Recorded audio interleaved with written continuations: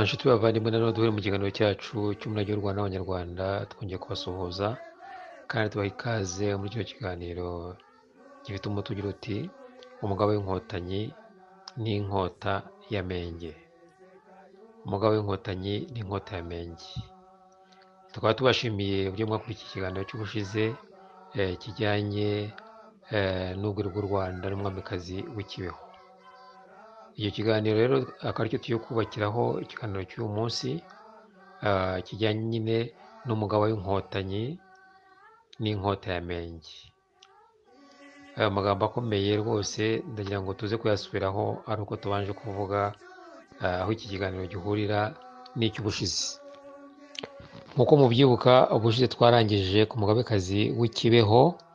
Umugabekazi w'Ikibeho watanze ubutumwa mu Rwanda ku bategeka icyo gihe, ababwira ko abasaba ko abana be babareka bagataha.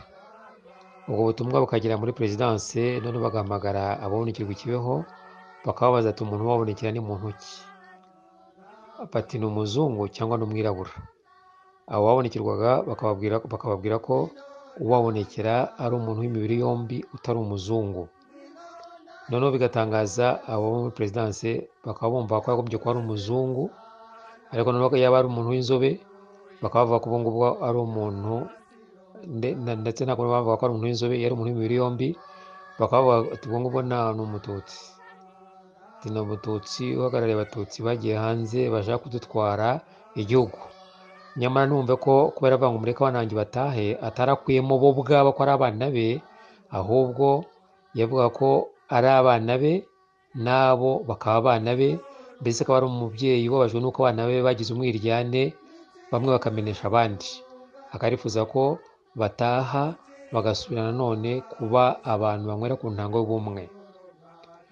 Aha twibuke ko umugabekazi w'Ikibeho hariya yahageze nyuma y'ibihe birebire twabonye by'uko abavandimwe b'u Rwanda bakomoka kuri Mungwe banze kunywera ku ntango y'ubumwe n'abari basigaye bakomoka kuri Kazigaba, kandi tuzi ko bose ari bene Nkuba na Nyirankuba babyaye Kazigaba na Rurenge.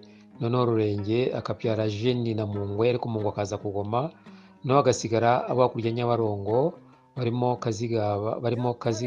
Kabeja Kazigaba, nyine urumva wabyaye Kazigaba, akabyara Kimenyi Kagesera, akabyara Gahima, akabyara na Muhima. Abo bavandimwe b'iburasirazuba bakaba barakomeje umuhango w'intango y'ubumwe. Twabonye atekwa ku mirwa 5 bakayisimuranwaho. Twabonye ko mbere umurwa intango y'ubumwe yaterekwaga Isakara, ubundi igaterekwa Isakara ubundi kwa Kagesera Kimenyi, ubundi ikazaterekwa kwa Nyemirembe Humure kwa Kabeja, ubundi ikazaterekwa muri Kigali yanjye kwa Gahima, ubundi igaterekwa ku Rutabura rwa Nkanda kwa Mungwe, ubundi igaterekwa i Buhanga ku Kinabikara kwa Jeni. Ariko nyuma twavuze ko abo kwa Mungwe banze kunywera kuri ntango y'ubumwe, bavuga ko abantu bose bakwiye kuzaza mu gihugu cye, kuko ari wari ufite inkanda ya nyirakuru Nyirankende. Kandi twabonye ko iyo nkanda nyine ivuga agakiza.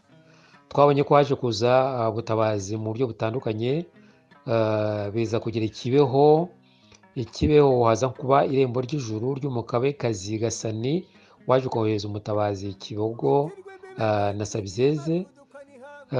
Tubona ukuntu witwa Kazi yaje kugera Ikibeho hanamwitiriwe mbere y'uko agera ku Rutabura rwa Nkanda, umugore akabyarira isuha y'abana bagomba kuvukamo witwa Birari na Gihanga, ikamenekera kuri iyo nkanda, n'ukuntu haje kuzana inkanda ya Gasani.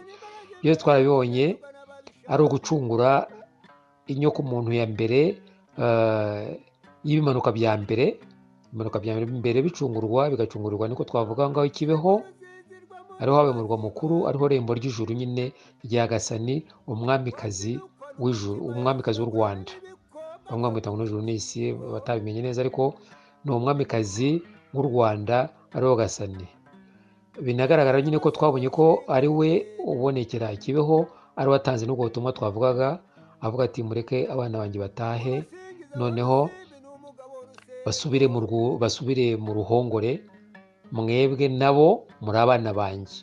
Abandi bakabyumva nabi, bakavuga ko ubu ngubwo ari intumwa za gitutsi zishaka ngo zatwara igihugu.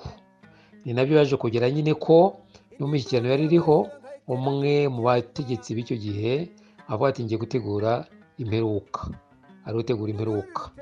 Ariko ubutumwa bwa Gasani bikwiye kuba bwarumvikana neza, ni uko yatangaga ubutumwa buvuga ko bakwiye kugarura agatima impembero, noneho abana be bameneshejwe, ariko si abo gusa, nabo ni abana be, umwiryane ukavaho, ya ntango y'ubumwe ikongera kubaho.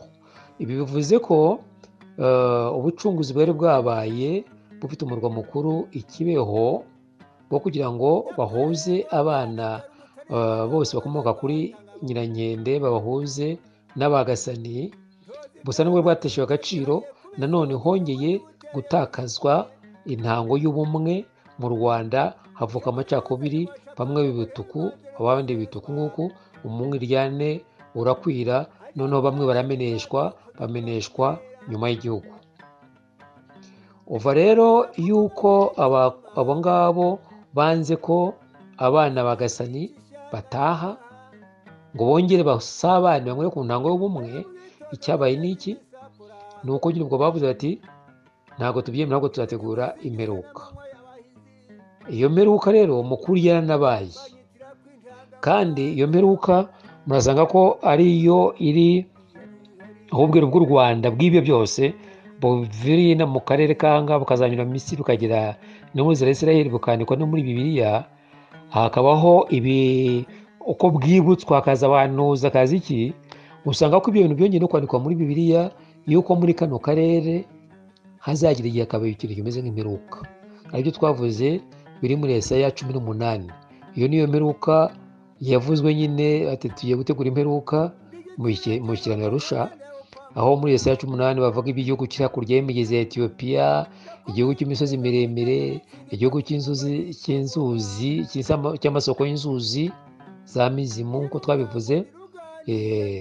Ibyo ngibyo bikavuga ko ngo hari abantu bazicwa, ngo barebare bazicwa, ngo igihugu kigasiribangwa, kandi ngo basiribanga igihugu cyabo kigabanywa n'imigezi. Ngo icyo gihe ngo Imana ngo izicecekera ibyihorere. Ariko ibyo bijyanye n'uko ari Imana kamerano. Iyo wanze kumenya ko uri Imana kamerano ugahaburwa, ntubyemere, ntacyo Imana yindi mutegereza ko iriho ikora, kuko wowe uri Imana, ni wowe ugena byose ukanabigenga. Bikagusaba ko wumvira ibijyana n'ibare ry'umuremyi wa byose. Iyo bitabaye ibyo, wowe ubwawe cyangwa se abo muri kumwe muteza ko abantu bagongerera muri nyiragongo, cyangwa nabo bakagongerera muri nyiragongo. Muri ubu buryo bwo gusobanya n'ibare nibyo byaje gutegura iyo mperuka yabaye mu Rwanda. Noneho bavuga ngo intumbi zagarama ku misozi, ngo inkongoro zirya abantu kugeza mu itumba ryose, abantu batokombere, bitewe n'uko kunyuranya n'ibare, bitewe n'uko gutandukanya abavandimwe, ntibongere kunywera ku ntango y'ubumwe iteretse ku ntango y'u Rwanda. Aho rero ntabwo byagomba kugarukira aho ngaho, nk'uko Gasani umubyeyi w'u Rwanda wagiye amutaba akiza u Rwanda anyuze mu bagabekazi, ni umubyeyi w'umugore, nk'uko tuzi ko abatugira impuhwe iteka kurenza abandi bose ni ba mama. Yagiye atabara u Rwanda anyuze mu bagabekazi Kibeho. Twabonye ko habaye Nyirarukangaga, nyina wa Gihanga, umugabekazi, umugore wa Kazi nyine ubwo akaba umugabekazi aho Kibeho, nawe waje kubyara komoka umugabekazi umugabekazi Nyirarumaga, nawe waje kuzamukira i Kibeho, twabonye ko nyine ubwo inzira igana ikibeho hari irembo ry'ijuru ry'abagabekazi. Byabaye ngombwa ko ubwo kugira ngo imperuka y'u Rwanda itabaho, nanone Gasani yongera kugaba abagomba gutabara u Rwanda. Kandi iteka iyo Gasani k'i Rwanda ari umugabekazi w'u Rwanda uba mu ijuru, iyo atabaye u Rwanda yohereza impanga. Twarabibonye ko Gihanga yari impanga n'uwitwa Birari, mu kugira ngo ab'Umukiza, ab'Umutabazi uhuza, aba mbere bakoma kuri Nyirankende n'abanyuma nyine ubwo bakoma kuri Gasani. Twanabonye ko na Sabizeze aza ku isi yari impanga na Birari. Birari yari impanga na Kibogo. Tuzabona ko Kibogo nawe yatuye i Kibeho, Umutabazi Kibogo. Ni ukuvuga ngo rero ko icyo twavugaga ni uko iteka Gasani iyo agabye agaba impanga imwe iba igomba kunyura mu nzira ya Karubanda agaragarira amaso, undi akanyura muri rubanda. Ni ukuvuga ngo ni umucyo w'ibare rikurimo, aba ari umucyo nk'uwa roho. Ubwo rero na Gasani agira ngo akize u Rwanda, Gasani k'i Rwanda agira ngo akize u Rwanda amakuba y'uko rwashobora kurimbuka, imperuka isa n'iyateguwe n'abavandimwe ngo barangize abana ba Gasani, umwiryane ugaruke, wa wundi wari waciwe utangirwa igitambo muri bene Mungwe n'abakomoka kuri Kazigaba. Ubwo mu mwaka w'1982 atanga ubutumwa bwe, Gasani k'i Rwanda ari umugabekazi bita uw'isi n'ijuru, atanga ubutumwa bwe, bikagaragara ko bwanzwe hateguwe ubutabazi. Nyamara ubwo butabazi tugiye kuvuga bwari bwarateguwe n'umubwiro bw'u Rwanda mu cyiswe inkota ya Menge. Ariho tugeze, inkota ya Menge. Ko umugaba ugomba kuba ufite inkota ya Menge. Ibyo rero byateguwe mu bijyanye n'ubuhanuzi bw'ubwiru bwabereye i Buhanga ku ngoma ya Gihanga. Twabonye mbere ko Gihanga ageze kuri musozi wa Muzimu muri za ngendo ze, yaje kubona ko irage ry'u Rwanda rizigarirwa n'abantu bera, abihereye kuri ya mpongo yabasize bayihiga muri Nyungwe ikabasiga, bakaza kubona ko ubu ngubu irage ry'u Rwanda rizazimira, ariko noneho bagaca inzira zo kugira ngo irage ry'u Rwanda rizagaruke. Aribwo Gihanga yagiye ku gihugu cyo hakurya hirya ya Nyungwe cyategekwaga n'ukomoka kuri Jene rya Rurenge ari we Ngabo, noneho akashyingirwa kugira ngo acire inzira igikomangoma cya Shyerezo kizacirwa aho ngaho muri icyo gihe cy'abo bantu bazatwara irage ry'u Rwanda abera bahwanye n'aya mpongo y'umweru. Twabonye ko ariho nyuma aho ba bantu b'umweru koko baje gucira Musinga nyuma y'ibihe byinshi, y'imyaka myinshi, bamucira hirya y'ishyamba, inyuma y'ishyamba, ariho yaje gusangwa n'abahungu be babiri nabo wagiranwa n'impanga, ari we Mutara Rudahigwa. Twabonye ukuntu yabaye umutabazi agatabarira u Rwanda mu Burundi ngo ahabure Gihana kandi anatsindireyo, wa Mwera anamutsindire mu Rwanda kugira ngo ku ruhembe rw'agarure irage ry'u Rwanda mu buryo bose. Tubona na Kigeli havukiye ukuntu yaje kugarura irage ry'u Rwanda mu nda y'inyoni, ibyo twarabibonye.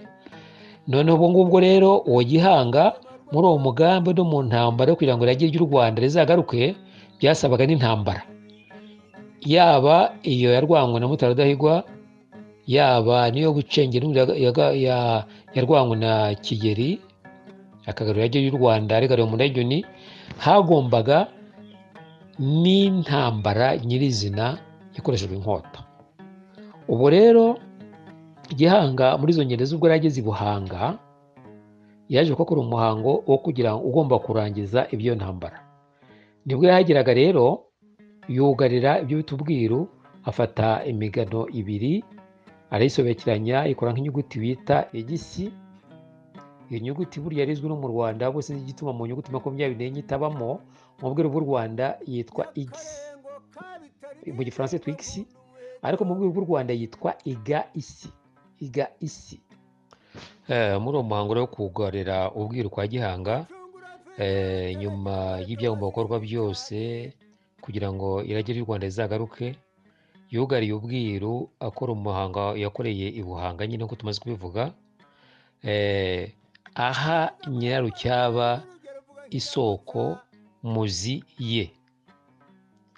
Nyirarucyaba ari we mukobwa w'imfura yahise amushinga nanone babareba kurebe ngo bazajye bamumenya.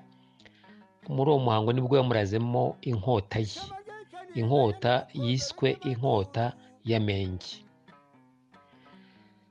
Kandi rero ku mushinga umuzi we ari wo muzi isoko umuntu ikomokaho, yabikoreye mu muhango ujyanye n'isoko iri aho ngaho i Buhanga, ikaba ari isoko y'amazi y'umwimerere. Uwo muhango rero Gihanga yawukoreye imbere y'abiru batatu b'i Buhanga muzi mwumvise, hariho Semabumba ugiranya kuzabumbira u Rwanda hamwe, na Nyamuhindura uzahindura amahanga akahindurira agasa n'Imana y'u Rwanda, na Komayombi aho amahanga azakomera yombi Imana y'u Rwanda. Muri uwo muhango Gihanga yafashe rero ituza, ni utwatsi twari dufashe mu myugariro, noneho arangije akoma yombi gatatu afashe kuri ya nkota ya Menge yitwa ya Menge, ariyo nkota ya Gihanga, maze aravuga ati: Nyagasani, Nyagasani, Nyagasani soko y'Imana, ganza mu Rwanda rw'Abenimana, u Rwanda ruhingeri. Aho ngaho niho hakuye abantu bavuze ngo bise Ruhengeri hariya, wagendeye ku ijambo Gihanga yaravuze ngo ruhe ingeri, bahita Ruhengeri kandi ari ruhe ingeri, aribyo bivuga isoko y'amazi. Noneho Gihanga afata ya nkota ayihereza Nyirarucyaba, ayimuherereza hejuru ya Rwoga. Noneho Nyirarucyaba ayisohororamo, ariko Gihanga akomeza kubafasha akarumyo kwayo, amubwira ko iyo nkota ariyo izagarura irage ry'u Rwanda. Nanone afata umwishywa awumurambika mu ruhanga, nyina Nyamususa amufata ku gatwe k'inyuma kandi bitanyabwonko, maze Gihanga amuvundereza amata mu ruhanga, nyina Nyamususa arayamusiga umubiri wose, maze aravuga ati: u Rwanda ni urwera nk'amata, uzahindure u Rwanda rwere nk'amata, kugira ngo weze Abanyarwanda. Niko rero gukura ya nkota muri rwa rwubati, ariko umuhango urangiye yongera kuyisubiza muri rwa rwubati, ikomeza kongera gusubizwa ya nkota isubizwa Gihanga. Muri make rero iyo niyo yiswe inkota ya Menge. Turaza kubona uburyo inkota ya Menge ihuzwa n'inkotanyi, inkotanyi mu buryo bw'ubwiru. Rero inkotanyi hari urundi rurimi tutababwiye ubwiru bukoresha, usibye gukoresha Urunyarwanda, Uruhima n'Urucuzi, hari urundi rurimi rwitwa rw'ibare, ibare n'imibare. Urwo tuzarwiga ukwarwo, rwo rurakomeye cyane urenze iyo nyirengaho ivuga hose, ku buryo inkota ya Menge ari inkota, ariko akaza n'inkotanyi, nyi ivuga hose, ngo inkota hose, ngo ni intambara yagombaga kurwanwa hose, ihereye ku iyo nkota ya Menge izarwanishwa n'umugaba w'ingabo zitwa inkota nyi. Ni ukuvuga ngo abahaye iryo zina inkotanyi bifite igisobanuro mu buryo bw'ubwiru, kandi si izina ryapfuye kuza, buriya rikomoka ku ibare rihuza abantu n'isoko ya byose na bose, biva kuri Shyerezo na Gasani. Iryo zina rero buriya ntabwo ari izina ryazanywe n'umuntu gutyo gusa, rikomoka mu ibare. Uwaryiswe twavuga ko uwaryise uwo mutwe w'ingabo, bigaragara ko muri icyo gihe cyo twakita ngo yari ahumekewemo. Ubwo rero tugiye kubona uburyo iyo nkota, inkotanyi, Nyirarucyaba, byose biza guhurizwa mu kintu kimwe, mu icyo twakita misiyo imwe igomba kugarura irage ry'u Rwanda, nk'uko twabibonye mu mitsindo ya Mutara Rudahigwa no mu mitsindo ya Kigeli warigaruye mu nda y'inyoni. Ariko ibyo byose bikagerwa ari uko hagombye no gukoreshwa inkota ya menge ifashwe n'umugaba w'inkotanyi, ariyo nkota mu gihugu hose cyangwa se intambara mu isi yose ahubwo buriya. Ibi rero bikerekana ko iby'ubwiru bw'u Rwanda bijyanye n'ibikomangoma bya Shyerezo bibiri by'impanga, hariho Kigeli na Mutara. Niba tuvuga impanga ntimwumve gusa nk'abavukiye rimwe, ahubwo ni babiri bahuye ku gitekerezo kimwe, ni babiri ariko ari umwe ku gitekerezo cyo kugarura irage ry'u Rwanda. Ibyo rero bigahuzwa nanone n'ibyo tugiye kubona bijyanye n'inkotanyi n'iyo nkota ya menge yahawe Nyirarucyaba. Ikibazo kibazwa ni iki: ni gute Nyirarucyaba ari we uhabwa inkota ya menge, cyangwa menge we ninde kuki ariyo nkota ahabwa? Menge we ninde? Mu itangira twarabibonye mu mateka yishwe muri zero, mu ibanze yandi ajyanye n'ibimanuka bya mbere yahishwe aho bimwe ataragize atangazwa. Twabonye ko abamanutse bwa mbere ari Kazigaba na Rurenge na mushiki wabo Nyirankende. Twabonye ko Nyirankende yashatswe na musaza we Kazigaba, bakabyarana Kabeja n'impanga Kagesera, bakabyarana Gahima, bakabyarana na Kimenyi Kagesera. Abo rero bakomeje gutura mu burasirazuba bwa Nyabarongo, niho ibyo bihugu bagenze. Tubona ko mu burengerazuba hatuwe Rurenge warongoye mwishywa we Nyirazuba, bakabyarana Mpongo na Jiri. Twabibonye abo rero uko bangana, twabonye ko ari haje gutukamo n'amacakubiri, twabivuze ibyabo. Ariko kuri Kazigaba yaje kubyara umwana Gahima. Muri abo ngabo bane bakomoka kuri Kazigaba mu burasirazuba. Kazigaba rero yabyaye Muhima, Muhima abyara Menge, kandi Menge nyina ni Nyirazuba, Nyirazuba rya Rurenge. Kazigaba rero yabyaranye na Nyirazuba, babyarana Menge. Menge we yabyaye Birari, abyarana Munyiginya n'Abamenya. Noneho Bamenya aza gushakana na mushiki we witwa Nyiranyenyeri, babyarana uwitwa Cyenge, Musita na Rasi. Ariko Musita twabonye ko ari ururimi rw'urucuzi, bivuga Mutasi, na Rasi bivuga Sela, ya ngoma y'Abazigaba. Noneho rero Cyenge w'Abamenya yaje kubyara yarongo witwa Nyirabihe wo kwa Kabeja, babyara Bwenge, babyara na Kibanda wanje ukomokaho n'Ababanda, babyara n'undi witwa Mucyo w'Ibihe n'abandi. Iyo twagiye ngo tuvuga aha ngaha ni inkomoko ya Menge. Menge ni uwa Gahima ka Kazigaba, Kazigaba wa Nkuba na Nyirankuba. Ariko duturutse aho ngaho ko Menge ise ari Gahima, kandi Menge akabyara Bamenya, Bamenya akabyara Cyenge, Cyenge akabyara Bwenge.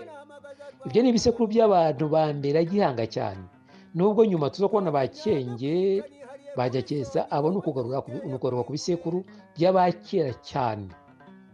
Ubwo rero Gihanga atanga uriya murage kuri Nyirarucyaba, amuha inkota ya Menge, yaramuhaye inkota y'intambara ikomeye cyane, igomba kurwanishwa ubwenge, igomba kurwanwa hakoreshejwe ubwenge, itari intambara gusa yo kurwanisha intwaro ngo tuzi kurwana, ahubwo hagomba kurwanishwa ubwenge bwo mu nzira y'Abamenya, Bamenya wa Cyenge, wa Menge, hakaza na Bwenge.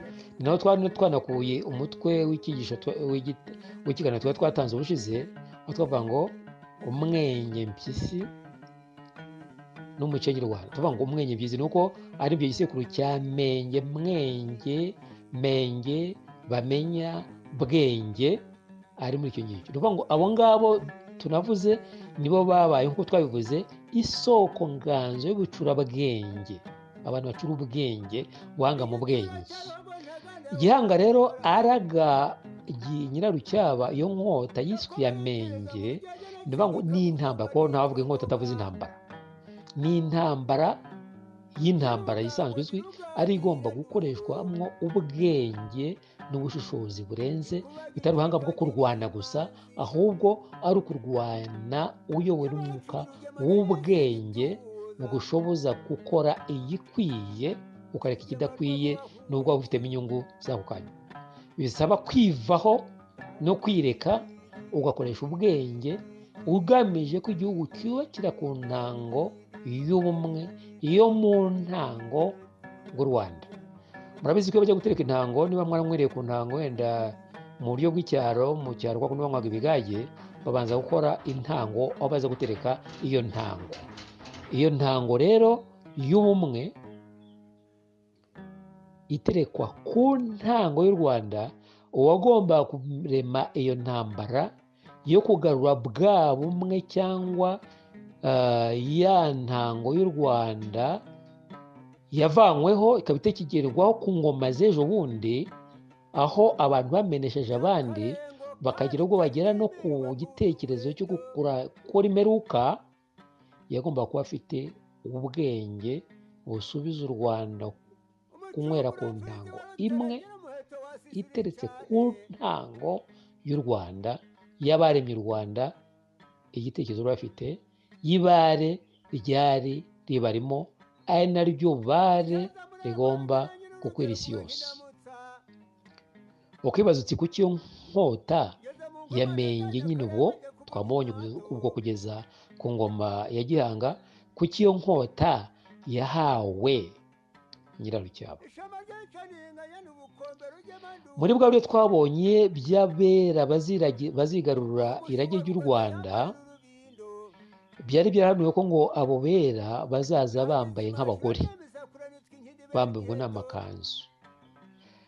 Gihanga rero mu gutsirika no kubatsinda yagomba kubatsindisha uwambaye nk'abagore, umugore, umukobwa we w'imfura Nyirarucyaba, ko ari ugomba kubatsinda.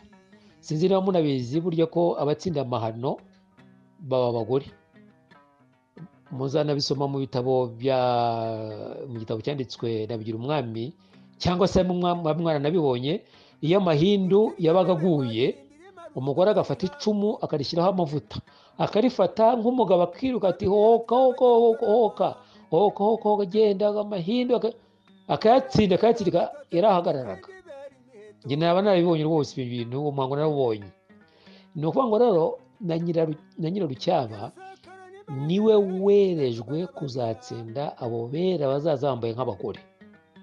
Niyo mpamvu ari wahawe iyo nkota yo kubatsinda. Si n'ibyo gusa, muzibaza impamvu Nyirarucyaba yabariwe kwa Gihanga akavanwa kwa Kazigaba ko ari wamurongoye, bakabyarana n'abana babyarana, bikavuga ko atakowe. Ibyo ni ibintu by'ubwiru. Gihanga yanze ko uwo muntu werejwe umukobwa we aza kubarirwa mu Bazigaba. Iyo abarirwa mu Bazigaba yari kuba agaruye inkanda ya Nyirankende. Yamukuyeyo rero, yanga ko abarirwayo, nta n'inkwano yagomba gukobwa, kuko akowe inkwano yaba agiye kwa Kazigaba bisubiye kwa Nyirankende, kandi bigomba kuba biri kwa Gasani. Noneho niko kumugira umwana we, bamwita ngo ni umwana nkuri utarakowe. Muri ubwo buryo Gihanga yafashe umukobwa we Nyirarucyaba amufata nk'umuhungu, kandi ari umukobwa. Ni umukobwa ugomba gutsinda abaje bambaye nk'abakobwa, ariko kandi amufata nk'umuhungu ku buryo no mu bana be yaraze ingoma, aribo Kazigaba, aribo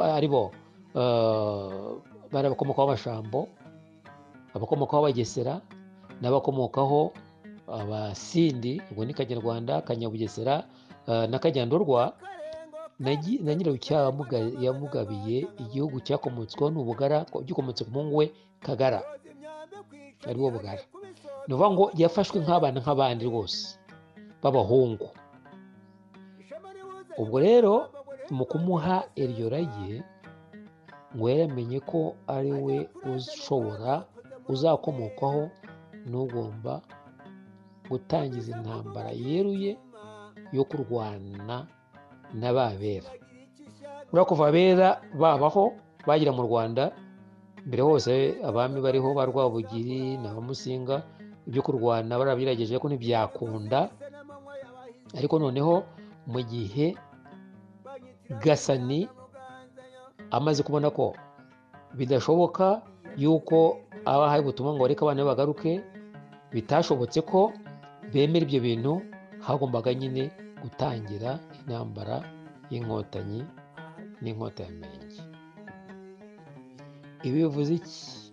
Iyo nkota ya Menge niyo ntambara, ni intambara yagombaga kurwana hakoresha ubushobozi nk'uko twavuze burenze, batari kuvuga ngo nzi kurwana, ahubwo buri kumenya guhandura ikibi mu cyiza no kumenya gutereka intango y'ubumwe ku ntango y'u Rwanda.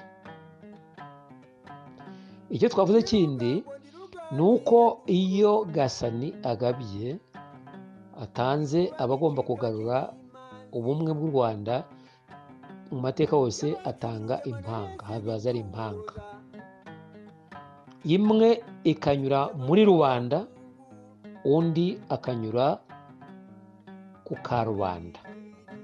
Unyuze muri rubanda aba agomba kunyura mu cyo twakwitaho cya mwibare, kugira ngo abantu bashobore kumva uri ku Karubanda. Kuva ko abantu ari impanga baba bahuriza ku kintu kimwe, ugaragarira amaso n'uri mu bitekerezo by'abantu. Akenshi rero uwo unyura muri rubanda arapfa, kugira ngo abone uko ahinduka akorera mu ibare rya rubanda, noneho aje kumva uri ku Karubanda. Ibyo mwanabyumva neza, aho iby'ubworo bw'u Rwanda bije kwambukira kuva muri kano karere bikagera za Misiri, bikajya mu mubiri wabyo muri za Isiraheli. Mwumvise iby'umutabazi witwa Yezu yari afite uwo twita impanga mu buryo bw'ubwiru witwa Yohana. Mwumvise ko ngo banahura nyina Yohana na nyina wa Yezu baje guhura bagitwitwe, noneho ngo inda zirikora. Abo baba bangana mu kungana, noneho umwe agateguriza undi, agatangira umurimo, undi akaza akawukomeza. Ni muri ubwo buryo uwo Yohana murabizi yabanje gupfa, noneho Yezu akomerezaho umurimo we. Yezu yanyuze inzira ya Karubanda, noneho Yohana anyuze inzira yo muri rubanda. Nyuma y'icyo kigereranyo tubahaye kijyanye n'ibya Yezu na Yohana, nicyo cyagaragaye ku ntumwa za Gasani zagombaga kugarura iragi ry'u Rwanda zikoresheje inkota ya Menge. Nyuma y'iyo ntumwa rero ya mbere muri izo mpanga za Gasani yagombye kubanza kuva mu mubiri, yakurikiwe n'iyanyuze ku Karubanda, ariyo yakomeje gufata inkota ya Menge ikayobora urugamba rw'inkotanyi. Icyagaragaye ni uko ubwo ya mperuka yateguwe, ariyo yo kwica Abatutsi, ubwo yategurwaga igashyirwa mu bikorwa bagatangira kwica abantu, twumvise iyo ntumwa yo ku Karubanda ifite inkota ya Menge iyoboye inkotanyi, iha amabwiriza n'amategeko ingabo zayo, ivuga iti mugende mutabare igihugu, mutabare abapfa, muramenye ntimuhore, muramenye ntimwice, kuko mwamwishe nta mwamutandukaniye n'abo ngabo. Ikigaragara rero ni uko yari ifite umutima w'u Rwanda. Kugira umutima w'u Rwanda nibyo bihwanye n'iyo nkota ya Menge twabonye ibye. Muranabizi rwose ubwo mu bijyanye n'ubwami bw'u Rwanda, ikintu cyitabwagaho iteka ryose ni uko rimwe mu byo bita inzira y'ishora yabaga mu gihe kingana n'ingoma enye, baza ku musozi wa Kigali bakavuga ngo basaba Imana umutima. bakaza bagasenga ku musozi wa Kigali ngo Gasani k'i Rwanda, ngo tuje gusaba umutima kugira ngo mu Rwanda umwami agire umutima, kugira ngo mu Rwanda umwami agire ubuhoro, kugira ngo mu Rwanda umwami agire uburame, agire ubusugi. Ibyo bakanabivuga ngo n'abagabo mu Rwanda bagire ubuhoro, ubusugi, umutima n'uburame, bakabivuga n'inka zo mu Rwanda uko, n'abagore bo mu Rwanda n'ingoma y'u Rwanda. Ikigaragara rero icyo baga basaba ni ukugira ngo uyoboye u Rwanda cyangwa se n'u Rwanda aba afite umutima mbere ya byose. Ni ukuvuga ngo rero ibijyanye n'inkota ya Menge, uwagombaga kuyobora inkotanyi zagombaga kugarura intango y'ubumwe mu Rwanda, yagombaga kuba afite umutima. Ibyo bita kugira umutima, umutima wo kugira ngo u Rwanda rwaguke mu burame, mu busugi, mu buhoro no mu burumbuke. Niyo mpamvu itegeko rye ryari uko hatagomba kunyurwa, ingabo ze zigomba kunyura mu nzira y'abicanyi, ahubwo zigomba kunyura mu nzira yo gukiza igihugu no kukirokora. Na nyuma rero murabizi rwose ko habayeho ikinyuranyo, abari barameneshejwe mu Rwanda basaba gutaha, barababwira ngo u Rwanda ruruzuye nk'ikirahure, nta mwana wo mujya. Ariko aho uwayoboye inkotanyi ufite inkota ya Menge yirukaniye umwanzi, noneho igihugu kikagarurwa uko byari biteganijwe, we yasabye ko abahungiye mu mahanga bagaruka. Bananze biba ngombwa ko babasanga bakabazana mu gihugu kandi bagasubizwa ibyabo, kubera ko u Rwanda rwo ntirwari rwuzuye ubu ngubwo, nubwo rwari rwuzuye abantu benshi rutaraniyongereye, byabaye ngombwa ko bagaruka mu gihugu bakaba amahoro, kuko afite inkota ya Menge y'ubwenge, ari wo mutima, umutima wo kuyobora igihugu kugira ngo u Rwanda rugire ubusugi, uburame n'ubuhoro. Ibyo rero ni nabyo muba muzi, yenda abasoma Bibiliya bavuga ko ngo umwami Salomo yabajije ati, Imana yamubajije ati urashaka iki? Ntagire ibindi asaba, ngo ari kuri uwo musozi bavuga muri Israel umeze nka musozi wa Kigali wo mu Rwanda, ngo asaba gusa kugira ngo agire ubwenge, agire ubwenge. Imana ikamubwira iti ubwo utansabye kwica abanzi bawe, utansabye ibindi ibyo ari byo byose, ngiye nguhaye n'ibirenze ibyo ngibyo. Ni ukuvuga ko ku bijyanye no kuyobora igihugu cyangwa se n'ibijyanye n'u Rwanda, icyangombwa ni ukugira ubwenge, ari wo mutima, umutima. Niyo mpamvu rero umuntu wagombaga kugarura irage ry'u Rwanda, kugira ngo irage ry'u Rwanda rigaruke, byasabaga ko aba afite inkota ya Menge, ariyo nkota yo kugira umutima, umutima w'u Rwanda uharanira uburame, ubusugi n'ubuhoro mu nzego zose. Maze rero icyo tuvuga aha ngaha ni iki ngiki, ni uko u Rwanda rwagombaga kubohorwa mu maboko y'Abagaru barwigaruriye, ndetse n'intambara ya nyuma ikaba yarabereye buri Kibeho, kuko ba Bagaru ari bo bazungu bumvise iby'inkotanyi no kubohoza igihugu, bo bari barigaruriye, barambuka bavuga ko baje ngo gukiza u Rwanda, ariko atari kurukiza, bongera gufata bya bihugu by'Iburengerazuba byahoze ari bya Mungwe, bashinga n'ibirindiro za Kibeho. Intambara igomba kuba ariho ibera y'inkotanyi, muzi uko byagenze mwese.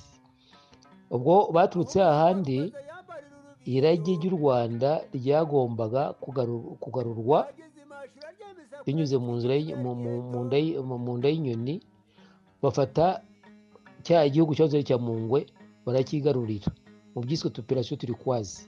Iyo ntambara nayo yagombaga kurwanwa, irwanwa n'inkotanyi, zarayitsinze, zirakomeza, zinagera kure cyane mu buryo butatekerezwaga, ariko ibi babishobojwe no kugira umutima.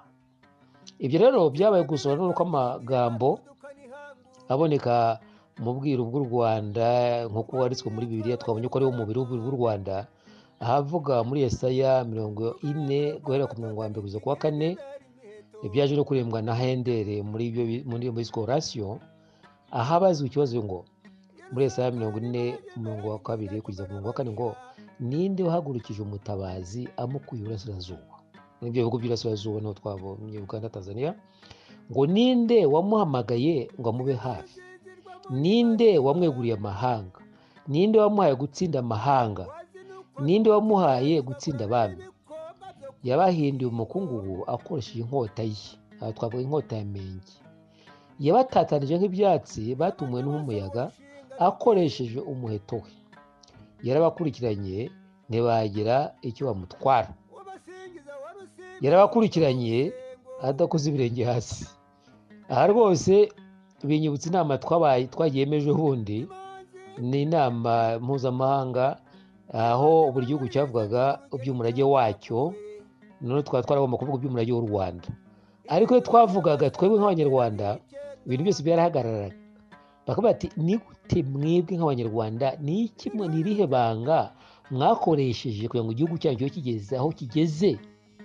Mu yandi magambo bavuga bati ni gute mwatsinze amahanga ashaka kubatsikamira, twebwe kakidutsikamiye, mugatsinda igihugu cy'igihangange twebwe tutarabasha gutsinda kidutsikamiye. Byagenze biti? Twarababwira tuti ntabwo turi abanyapolitike, na mwabaza ambasaderi wacu afite icyo abiziho.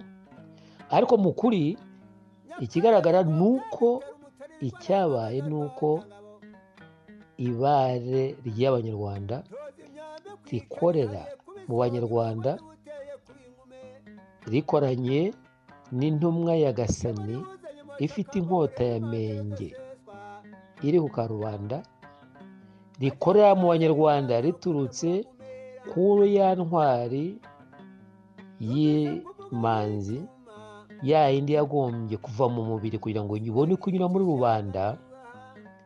Ibyo nibyo byaduhaye imbaraga. Mu ijambo rimwe ni uko izo mpanga za Gasani zagize umutima w'u Rwanda, ari wo mutima wo kubakira ku ntango y'ubumwe iteretse ku ntango y'u Rwanda, aricyo cyonyine cyasabwaga kugira ngo u Rwanda rwongere kubeho muri ubu buryo rube rutabawe. Iyo bitaba ibyo, u Rwanda rwari kubakira ku mitwa. Imitwa murabizi, imitwa ni inzoga nyinshi zitandukanye ziri mu bibindi bitandukanye, biri mu nsibo zitandukanye, zinywebwa n'abantu batandukanye. Ibyo ngibyo nibyo bita amacakubiri yashingiye ku moko n'uturere, kandi byasabwaga ko inzoga zose no kunywa kose bibera mu ntango y'ubumwe ikozwe mu nsibo zose. Buriya mu rwego rw'u Rwanda icyo bita insibo ni ubwoko, abatabizi nyine babyita ubwoko, ariko iyo bigiye mu ntango imwe ni insibo zose zinywera ku ntango imwe iteretse ku ntango imwe y'u Rwanda. U Rwanda rero kubakirwa aho ngaho. Muri ubwo buryo za mpanga za Gasani nizo ziba zifite inkota ya menge yarwanishijwe hakoreshejwe umutwe w'inkotanyi wagaruye irage ry'u Rwanda. Noneho Kigeli Ndahindurwa arigarura mu buryo bw'imitsindo mu nda y'inyoni, ariko Mutara Rudahigwa yarabanje kurigarura gutsindira umuzungu ku butaka bw'u Rwanda ubwo yamukangishaga ingwe, noneho agahunga agana i Nyanza. Umuzungu Rudahigwa akaba yaramutsinze, avuga ati yewe ubwo mutsinze akiruka akajya ku ngoro yanjye mu rwanjye, ndamutsinze ngiye kumucira urubanza, ndamutsinze. Nyuma rero agarura irage ry'u Rwanda ariko mu gihugu cy'amajyepfo, ashingura agarura ahabura Gihana ariko gushinga icumu ryari mu gihugu cy'amajyepfo.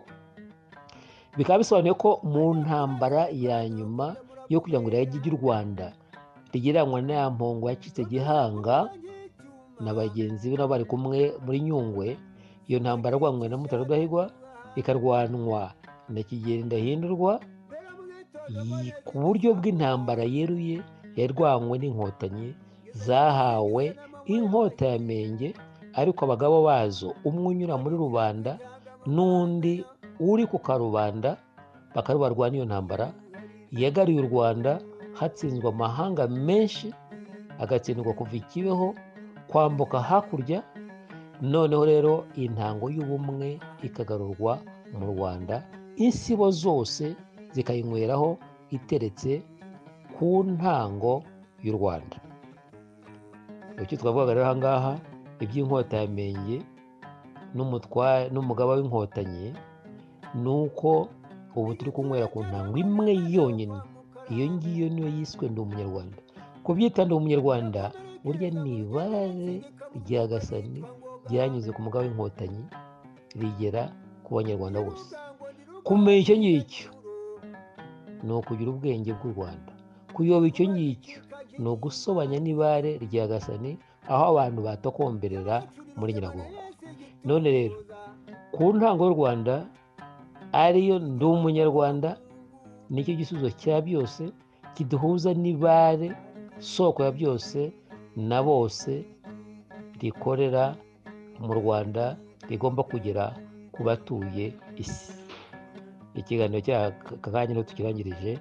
Mubane n'Agasani k'i Rwanda, ibare rye rikore muri mwebwe, muri Abanyarwanda, munejeje no ku Banyarwanda, mufite umutima w'u Rwanda, kugira ngo u Rwanda rugire ubusugi, rugire uburame, rugire ubuhoro, rugire uburumbuke.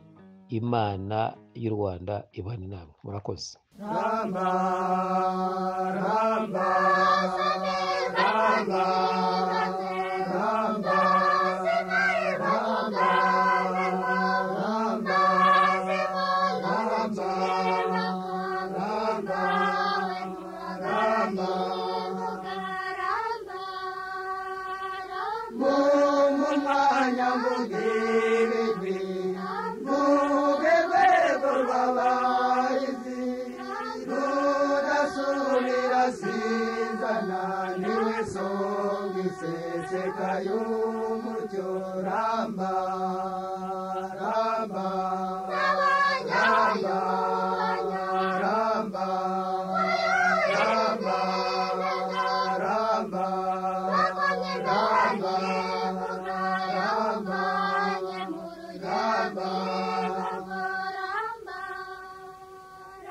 Ijuru rya Munini n'igicu cy'inkuba zisumbye mu biti z'akaburimbi yazo bicishaho.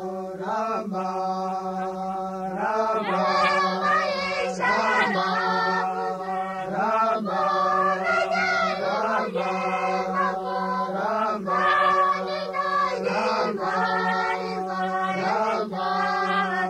Ramba, Ngwino ndangamirwa, ngwino ndahiro yaso, yakuraze gusa nawe none ucyuye imyasiro. Ramba, Ramba, Ramba, Ramba,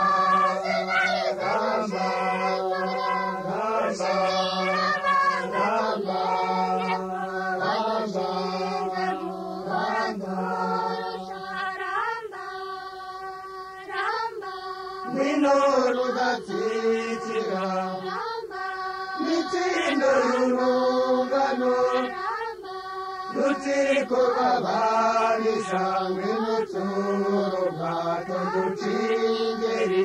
Ramba.